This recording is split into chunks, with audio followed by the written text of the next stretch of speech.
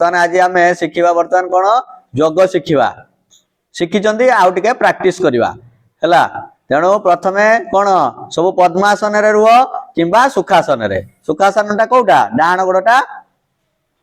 Balm गोड़ उपर पादरे ऊपर रहिबो बा जदि पद्मासन करिवो दीटा गोड़ एमिति रखिवो जे जो भलिया करि परिवो हला। तापरे आमे आंगुली दीटा को एमिति करिके बुढ़ा आंगुली आउ ए आंगुली देके आगु को रख देखि प्रथमे भस्त्रिका करवा कोन करवा प्रश्वास नेबा छाड़ीबा हला।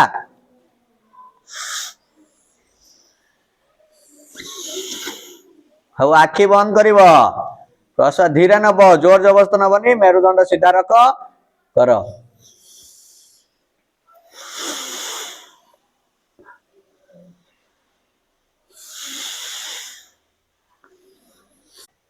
आमे केते मिनिट करवा 5 मिनिट करवा केते समय करूछ घरे सब सकाळे करूछ तो सब सकाळे भस्त्रिका करिवो तेणु शरीर सुस्थ रहिबा सहित परमात्मा सहित मिसिबो। तेणु आमे कोन करंती कपालभाति नुह कि तेणु प्रश्वास नबा पेट को आग पछ करवा हैला। प्रश्वास लंबा प्रश्वास नबा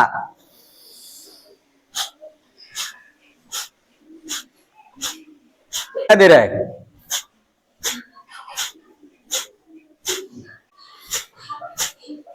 एवढा 5 मिनिट करवा केते मिनिट करवा 5 रु 10 मिनिट आमे करवा केते मिनिट 5 रु 10 मिनिट हैला। अनुलोम विलोम केमिति हाथ को सीधा रख डाण डाण हाथ को डाण नाक ऊपर रखिकी प्रश्वास बाम नाक रे नबा देकी डाण नाक रे छाड़ीबा अगर देख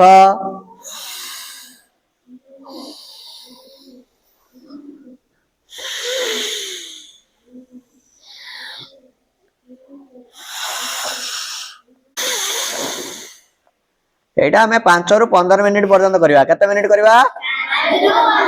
जार श्वास जनित रोग थिबो से ता निश्चित एटा दूर हबो। भ्रमरी करवा कोन करवा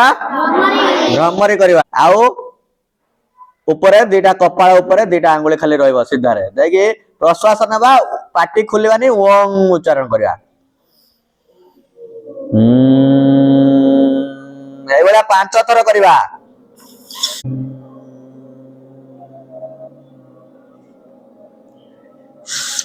आखि कहीं खोलवानी हाथ को पुनश्च से ज्ञान मुद्रा रे गोड़ ऊपर रख दुई आंठू ऊपर रखि दियो दुई हाथ को ज्ञान मुद्रा रहिबो काढी दियो एबे हाथ ज्ञान मुद्रा रख एई भ्रमरी कले तमरा स्मरण शक्ति बढ़िबा सहित एकाग्रता भाव आसीबो जो पाठ होउनी कहउछ मन रहउनी एटा को जते प्रतिदिन करबो सकाळे संध्या रे पाठ निश्चित मन रहिबो। एबे हाथ खोल तळ को दियो ज्ञान मुद्रा रे रख प्रश्वास नबा ओम उच्चारण करवा जत सरी सरी आसीबो पाटी बंद हे आसीबो एबा 3 थर करवा। ओ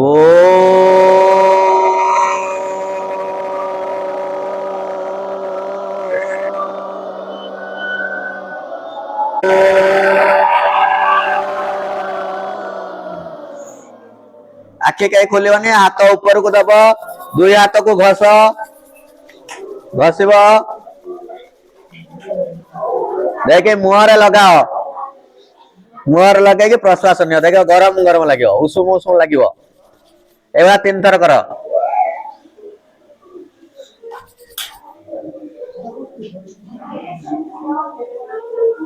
हला एतिके थिला हमर 5टा प्राणायाम थिला एबे गोड़ सीधा कर दबो टिके सूक्ष्म आसन भी करि परिबो जोटा गोड़ टिके हल्लेबो एमती एमती घुराओ धीरे धीरे पाटी नहीं